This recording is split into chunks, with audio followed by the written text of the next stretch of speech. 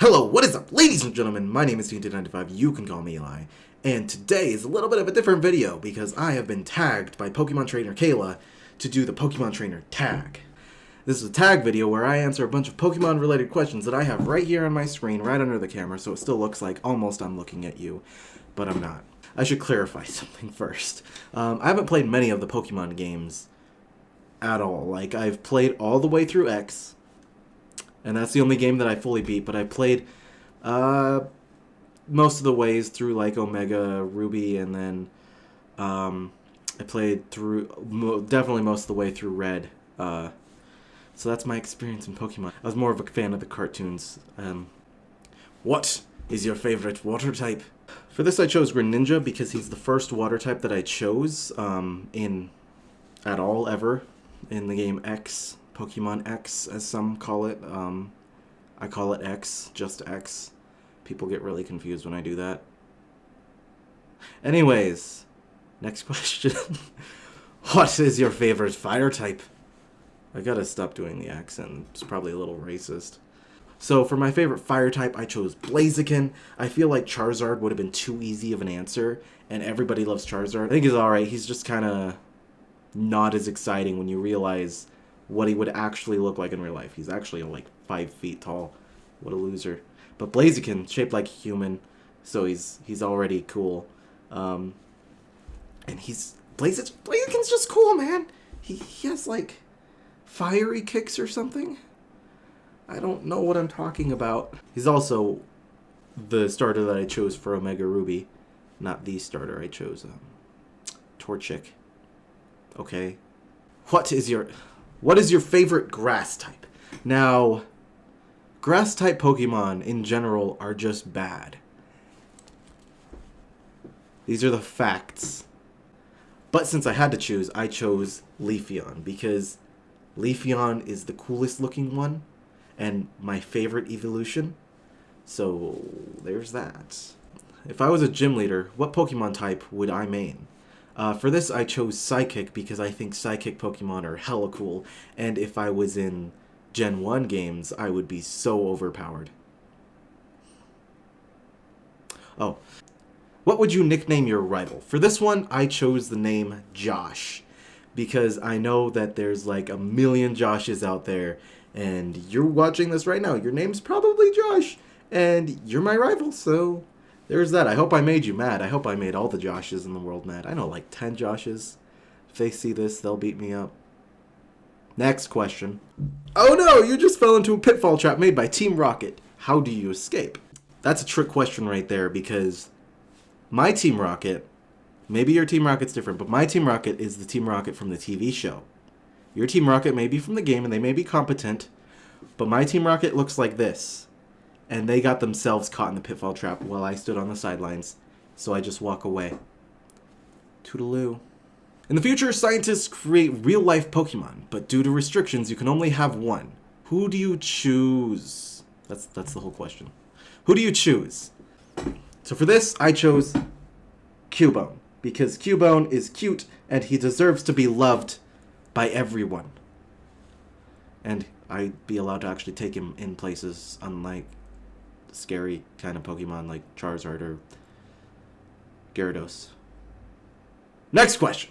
If you could pick the next evolution, what type would you choose? And for this, now, hear me out. I know I'm going to get a lot of backlash for this one, but I choose Ghost type. Here's a little, maybe there's a Ghost evolution right there. I don't know because I don't want to steal other people's artwork, so maybe there's nothing right there. Anyways, the reason I choose Ghost isn't because Ghost is like the super awesome thing.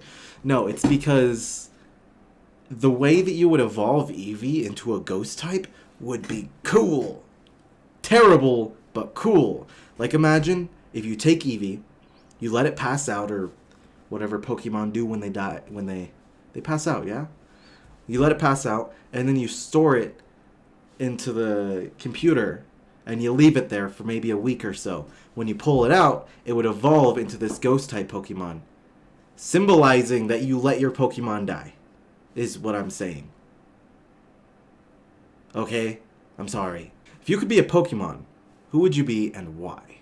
So for this one, I chose Mew, because Mew is the most chillax Pokemon in the entire world, and everybody loves him. And he doesn't get captured by anybody ever, unless you play their video games. But even then, he's one of the best Pokemon. He can learn any move you want him to. Any of them. At all. Ever. Twice. What would your battle catchphrase be? I think it goes without saying that it'd have to be, my name is Eli. And that's it. That's the whole catchphrase. I am very uncreative. Who is your favorite starter? My favorite starter. Oh, okay. Who is your favorite starter? For my favorite starter, I chose Froakie because he is adorable. He's a little frog, and he's adorable. He's got bubbles all on his neck. It's cute. Shut up. If you could only have one legendary, who would it be? And for this, I chose the obvious answer, Mew. Because Mew, again, is the most chillax Pokemon in the world. And me and Mew would just sit around and chill. We just do nothing all day. Watch movies, eat some popcorn. Maybe go to McDonald's. Get a chicken sandwich. It'd be cool. Unlike you. What Pokemon would you be the most scared to encounter in the wild? For this one, I had to do a little bit of research, but I think I found the most scary Pokemon out there. Let me just pull this up. So right now, what you should be looking at is a picture of a fish. Now, Eli, why is the fish scary? Well, it's because what the fish does. Allow me to read its Pokédex entry from Pokemon Sapphire and Emerald. Although Gorbis is the very picture of elegance and beauty while swimming, it is also cruel. When it spots prey, this Pokemon inserts its mouth into the prey's body and drains the prey of its bodily fluids. The light pink color turns vivid when it finishes feeding. Pokédex entry from Pokemon Sapphire and Emerald, like I said earlier. So yes, this fish sticks its mouth inside of you and sucks everything out. That's terrifying. That thing right there. Do not let it deceive you. And it's about to kill this kid. Do you see this? This kid is about to die. Like, they show this on TV. Draw your own Pokeball design. So draw your own Pokeball design. I'm not necessarily going to do this right now. You're going to see it, but it's going to be after I record everything else. So I don't know what it is yet, but boom, there it is. Okay, so what I'm going to do here is I'm going to take this Pokeball here, and I'm going to change it into the Pokeball that I personally would love to see in Pokemon games. It's upside down for me, but it's right side up for you, so do not worry about that. So I think what I'm going to do is go with a bit of a darker red, and I think that will really help bring out the coolness, the cool factor of the Pokeball here. Now I'm just going to do this like that, okay, and then I'm going to color it all in. I'm going to take the eraser and, oh geez, I'm on the same layer. Let me just fix everything real quick and make a new layer. So, layer 2. Now we can actually draw on it properly. So, what I'm going to do is actually, and then we're going to take the eraser. So, I'm just going to very carefully follow the line, just like that. This way we can have ourselves a good looking Pokeball. Okay, so we got a little bit of a better red going on here. And what I'm going to do is actually I'm going to make this side red too. You thought I was going to be creative, but I'm not. So it's just an all the way red Pokeball because I don't know how to love myself. Not sure what that has to do with anything, but that's okay. So what I'm doing here is I'm just creating the lines, or bringing back the lines. Okay, so we have an all red Pokeball here, and that's a pretty good black, but I like blacker black. Oh geez, that's too big. Let's bring that down just a tad, a smidge. Okay, so ignore the lines that are just like all wavy and stuff because I don't know how to do things correctly, which includes make decent YouTube videos, but that's okay. So now that that's done, I'm just going to take the eraser. I'm going to take off the sads just like that. It's looking like a great Pokeball already. I'm going to bring back this part right here because I can, mostly. So this is great so far, but I think what would really help is if we chose the color picker and just filled this all in. So let's go ahead and fill this all in. Great! We're just gonna cover it up just like that. Okay, so we're gonna go around the Pokeball just like this, and voila. And we're just gonna put a bunch of dots everywhere, and there you have it, a pizza. It truly is one magical pepperoni pizza. Oh my god. Okay. What is your favorite thing about the Pokemon games? Now for this one, I thought this was going to be a hard question, but it turned out to be one of the easiest.